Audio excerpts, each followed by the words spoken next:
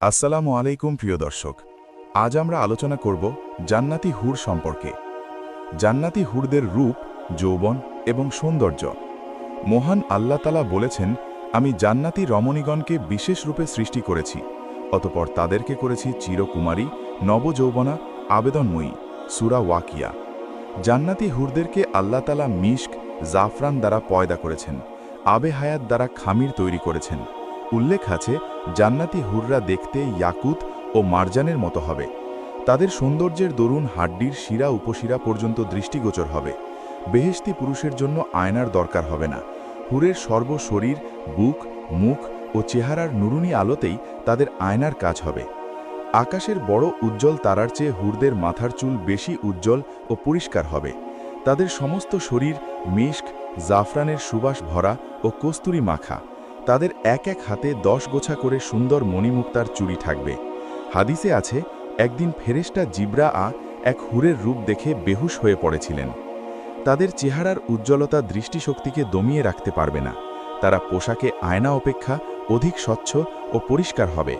মামুলি একজনের গায়ের উজ্জ্বলতা মাশরিক ও মাগরিবকে আলোকিত করে তুলবে। প্রত্যেক হুরি 70টা কাপড়ের পোশাকে সজ্জিত থাকবে, যার সূক্ষ্মতার দরুন তাদের রৌপ্য সদৃশ পায়ের গোছা পর্যন্ত দৃষ্টিগোচর হবে। হাদিসে আছে, গভীর অন্ধকার রাতে যদি কোনো হুর তার কনিষ্ঠ আঙুলকে দুনিয়ায় প্রকাশ করেন, তাহলে তার দ্বারা পৃথিবী আলোকিত হয়ে যাবে। মুখের এক ফোঁটা লালা সমুদ্রে নিক্ষেপ করলে সমুদ্রের পানি মিষ্টি হয়ে যাবে। এ তদসত্ত্বেও তারা পৃথিবীর নারীকুলের সেবিকা হয়ে থাকবে। জান্নাতি হুরদের সৌন্দর্য সৃষ্টিগত। পৃথিবীর নারীদের সৌন্দর্য দু ধরনের, এক সৃষ্টিগত, দুই প্রতিদানী। দুনিয়ায় তারা নানা ধরনের কষ্ট ক্লেশ সহ্য করার কারণে তাদের এ প্রতিদান। জান্নাতি হুরদের নিকট তারা দুনিয়ার সম্রাজ্ঞীর মতো, এবং হুররা তাদের বাঁধি তুল্য। হাদিস শরীফের রেওয়ায়াত, জান্নাতি নারীরা তাদের স্বামীর কাছে এত সৌন্দর্যপূর্ণ ও পবিত্র হবে, যার পবিত্রতায় ও স্বচ্ছতার মধ্যে তাদের হৃদয় স্বামীদের চোখে আয়নার মতো, এবং পুরুষদের হৃদয় তাদের জন্য আয়নার মতো হবে। তাদের প্রতিটি অঙ্গ প্রত্যঙ্গে প্রবাহিত থাকবে নবযৌবনের স্বর্গীয় সুধা। তাদের গাল হবে গোলাপ ও আপেলের মতো লাল মিশ্রিত সাদা বর্ণের। গলায় পরানো থাকবে মণি মুক্তার অলঙ্কার। তাদের চেহারা সূর্যের মতো উজ্জ্বল চকচকে হবে। তারা যখন হাসবে, তখন তাদের মুখমণ্ডল থেকে বিজলির মতো আলোর চমক বের হতে থাকবে। আপনি যদি বেহেশতের হুরদের সৌন্দর্যের ব্যাপারে জিজ্ঞেস করেন, তাহলে আপনি কি চন্দ্র ও সূর্যের সৌন্দর্য ও উজ্জ্বলতা প্রত্যক্ষ করেছেন? তাদের চোখের রং সম্পর্কে জানতে চাইলে জেনে নিন যে তাদের চোখের রং হবে পরিষ্কার সাদার মাঝে কাকের কালো চোখের মতো কালো বর্ণের। তাদের শরীরের কোমলতা হবে বৃক্ষের কচি শাখা পাতার ন্যায় নরম ও কোমল। আপনি যদি তাদের শরীরের রং সম্পর্কে জিজ্ঞেস করেন, তবে জেনে নিন যে তাদের শরীরের রং হবে প্রবাল ও পদ্মরাগের মতো উজ্জ্বল। জান্নাতে মুমিনদের জন্য রয়েছে সৎ চরিত্রা সুন্দরী রমণীগণ। তাদের বাহিরের সৌন্দর্যের সাথে সাথে অভ্যন্তরীণ চরিত্রও হবে অত্যন্ত সুন্দর ও পুত পবিত্র। তারা হবেন অন্তরের প্রশান্তি ও চক্ষু শীতলকারিণী। তারা হবেন স্বামীদের কাছে অতি প্রিয়, কোমল দেহ বিশিষ্ট আরব রমণী তুল্য। সেই রমণী সম্পর্কে আপনাদের কিরূপ ধারণা? তিনি যখন তার স্বামীর চেহারার দিকে তাকাবেন, তখন তার হাসিতে জান্নাত আলোময় হয়ে উঠবে। যখন তিনি এক প্রাসাদ থেকে অন্য প্রাসাদে গমন করবেন, তখন আপনি দেখে বলবেন, এই তো সূর্য তার কক্ষপথ ছেড়ে এখানে চলে এসেছে। যখন তিনি তার স্বামীর সাথে কথা বলবেন, তখন কতই না সুন্দর হবে সেই কথোপকথন।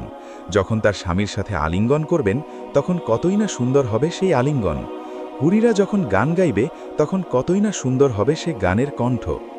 মোট কথা, জান্নাতি ব্যক্তি তার স্ত্রীকে নিয়ে চরম আনন্দে দিনাতিপাত করবেন। জান্নাতের স্ত্রীদেরকে তাদের স্বামীগণের পূর্বে কোনো মানুষ বা জিন স্পর্শও করতে পারেনি। যখনই তার দিকে তাকাবেন, আনন্দে মন ভরে দেবেন। যখন কথা বলবেন, ছন্দময় মিষ্টি কথা দ্বারা হৃদয় ভরে দেবেন। জান্নাতের রুমসমূহে যখন তারা ঘোরাফেরা করবে, তখন তাদের আলোতে রুমগুলো আলোময় হয়ে যাবে। হজরত ইবনে আব্বাস রাধিয়া থেকে বর্ণিত আছে যে হজরত রাসূলুল্লাহ এরশাদ করেন, জান্নাতে এক হুর আছে যার নাম লুবা। তাকে 4টি জিনিস দিয়ে বানানো হয়েছে: মিশক, আসবর, কাফুর ও জাফরান। আবার ওই জিনিসকে মায়ে হাইওয়ান, এক প্রকার বিশেষ পানি দ্বারা মিশানো হয়েছে। জান্নাতের সমস্ত হুর তার উপর আশেক। যদি সে সমুদ্রে থুতু ফেলে, তাহলে সমস্ত পানি মিষ্টি হয়ে যাবে। তার কপালে লেখা আছে, যে আমাকে চায় সে যেন তার পরওয়ার দিবারের অনুগত করে। রাসূল বলেছেন, যদি জান্নাতি রমণীদের মধ্য থেকে কোনো রমণী পৃথিবীতে উঁকি দিত তাহলে পূর্ব থেকে পশ্চিমের মাঝে যা কিছু আছে সব আলোক উজ্জ্বল হয়ে যেত। সহিহ বুখারী। সেখানে থাকবে আয়তনয়না রমণীগণ, কোনো জিন ও মানব পূর্বে যাদেরকে স্পর্শ করেনি। সূরা রহমান আয়াত নম্বর 56। সেখানে থাকবে আয়তলোচনা হুরগণ, আবরণে রক্ষিত মুক্তার ন্যায়, তারা দুনিয়াতে যা কিছু করত তার পুরস্কার স্বরূপ। সূরা ওয়াকিয়া আয়াত নম্বর 22 থেকে 24। আর তাদের বানিয়েছি চিরকুমারী, সোহাগিনী ও জান্নাতি পুরুষদের সমবয়স্কা। সূরা ওয়াকিয়া আয়াত নম্বর 36 থেকে 37। জান্নাতে আকর্ষণীয় চক্ষু বিশিষ্টা হুরেরা গান গাইবে এই বলে যে আমরা সুন্দরী, সতী ও সৎ চরিত্রের অধিকারিণী হুর, আমরা আমাদের স্বামীদের অপেক্ষামান। সহিহুল জামি। অন্যত্রে বলা হয়েছে এসব নেয়ামতের মধ্যে থাকবে তাদের জন্য সৎ চরিত্রবান ও সুদর্শন স্ত্রীগণ। সূরা আর রহমান 70। সূরা আল ইমরানে বলা হয়েছে যারা আল্লাহকে ভয় করে তাদের প্রতিপালকের নিকট তাদের জন্য এমন উদ্যানসমূহ রয়েছে যার নিচ দিয়ে ঝর্ণাধারা প্রবাহমান, আর সেখানে তারা চিরকাল অবস্থান করবে। সেখানে তাদের জন্য আরও আছে পবিত্রা স্ত্রীগণ ও আল্লাহর সন্তুষ্টি। একটি হাদিসে আছে জান্নাতি নারীদের মধ্যে দুনিয়ার নারীরা সর্বোচ্চ সম্মানের অধিকারী হবেন। দুনিয়ায় কষ্ট ক্লেশ সহ্য করার কারণে তাদের এ প্রতিদান। জান্নাতি হুরদের নিকট দুনিয়ার নারীরা জান্নাতি হুরদের প্রতি ঈর্ষা করবে তাদের এরূপ সম্মান দেখে। জান্নাতি মহিলারা সকল প্রকার হিংসা বিদ্বেষ, পরনিন্দা, ঈর্ষা ও দুশ্চরিত্রতা থেকে মুক্ত থাকবে, কখনো অসুস্থ হবে না। জান্নাতীদেরকে আল্লাহ পবিত্রা স্ত্রী ও হুরদের সাথে বিয়ে দেবেন। মহান আল্লাহ বলেন, তারা সামনাসামনিভাবে সাজানো সারি সারি আসনের উপর ঠেস দিয়ে বসবে এবং আমি তাদের সাথে সুনয়না হুরদের বিবাহ দেব। সূরা তুর 20। হুর বহুবচনের শব্দ। এক বচনে হুরা অর্থ অত্যন্ত সুশ্রী, অনিন্দ সুন্দর। আইন শব্দটিও বহুবচন। এক বচনে আইনা অর্থ ভাষার ডাগর নয়নী নারী, যাদেরকে বাংলা সাহিত্যের ভাষায় হরিণ নয়না বলা হয়। হুর সম্বন্ধে ব্যাখ্যা দিতে গিয়ে মুফাসসিরগণ দুভাগে ভাগ করেছেন। একদলের মতে সম্ভবত এরা হবে সেসব মেয়ে যারা বালেগা হওয়ার পূর্বেই মৃত্যুবরণ করেছিল এবং যাদের পিতামাতা জান্নাতে যাওয়ার যোগ্য হয়নি। সেসব মেয়েদেরকে ষোড়শী যুবতী করে হুরে রূপান্তর করা হবে, আর তারা চিরদিন নব্য যৌবনাই থেকে যাবে।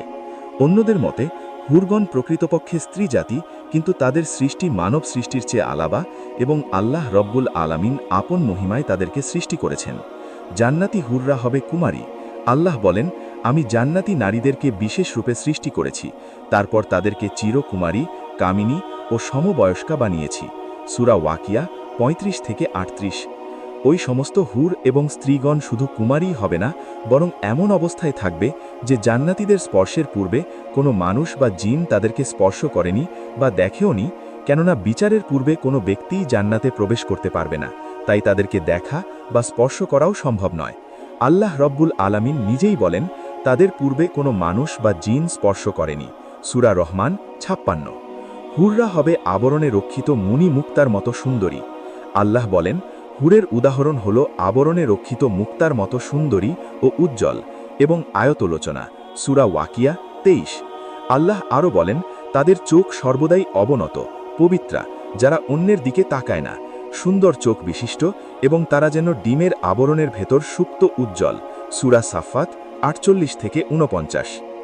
সোনার খাটে মুখোমুখি হয়ে বেশ বসবে। জান্নাতীরা সোনার খাটে পরস্পর মুখোমুখি হয়ে হেলান দিয়ে আরামের সাথে আলাপ আলোচনা করবে। সূরা ওয়াকিয়া 15 থেকে 16।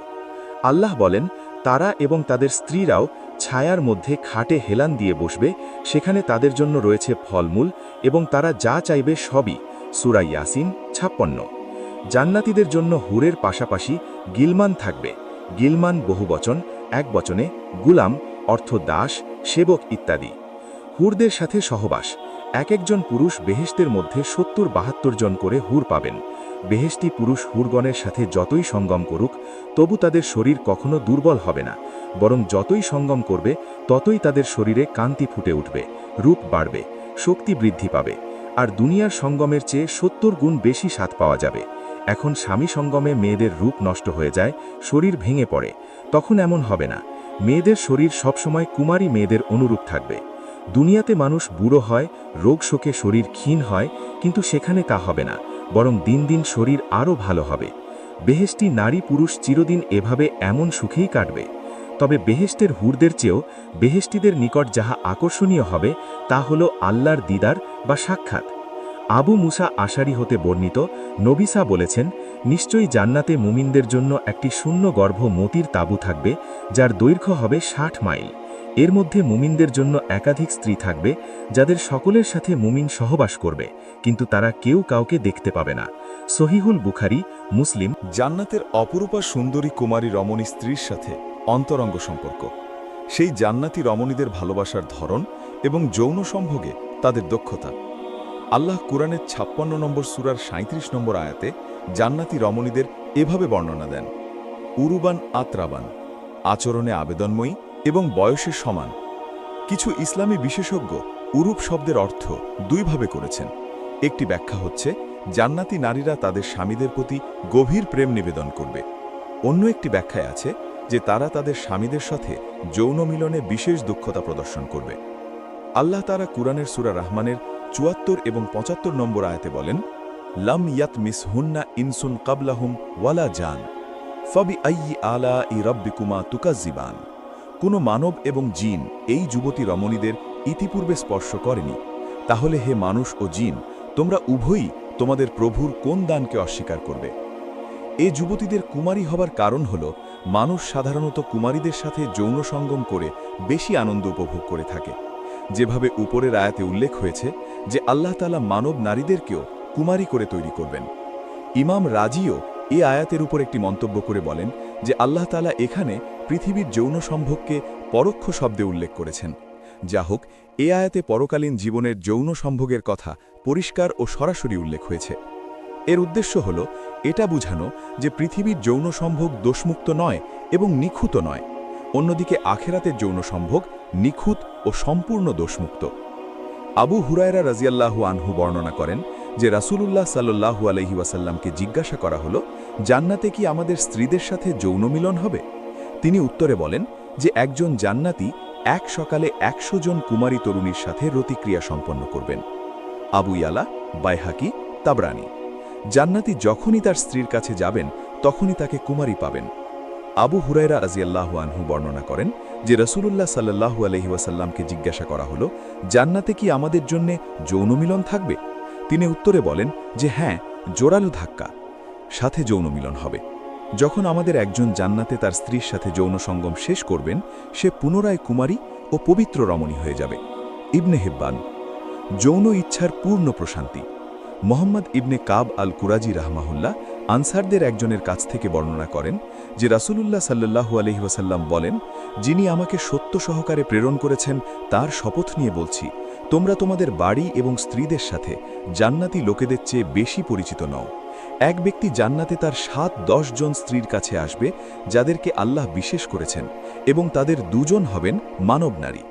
মানব নারীরা হুরদের চেয়ে উত্তম হবে, কেননা পৃথিবীতে তারা আল্লাহ এবাদত করেছেন। জান্নাতি পদ্মরাগমণি দিয়ে তৈরি একটি রুমে তার প্রথম পত্নীর নিকট আসবেন। তারা উভয়েই মুক্তা দিয়ে সজ্জিত স্বর্ণের একটি খাটের ওপর মিলিত হবার জন্য শুইবে। এই খাটের বিছানা হবে ৭০ ধরনের রেশমি কাপড় দিয়ে তৈরি। জান্নাতি তার স্ত্রীর ২ কাঁধের মাঝে হাত রাখবেন এবং কাপড় ভেদ করে তিনি তার স্ত্রীর হাত, চামড়া এবং গোস্ত দেখতে পাবেন। যেভাবে পদ্মরাগমণির ভিতরে কেহ সুতা দেখতে পারে, তেমনইভাবে জান্নাতি তার স্ত্রীর কাপড় ভেদ করে হাড়ের মজ্জা পর্যন্ত দেখতে পাবেন।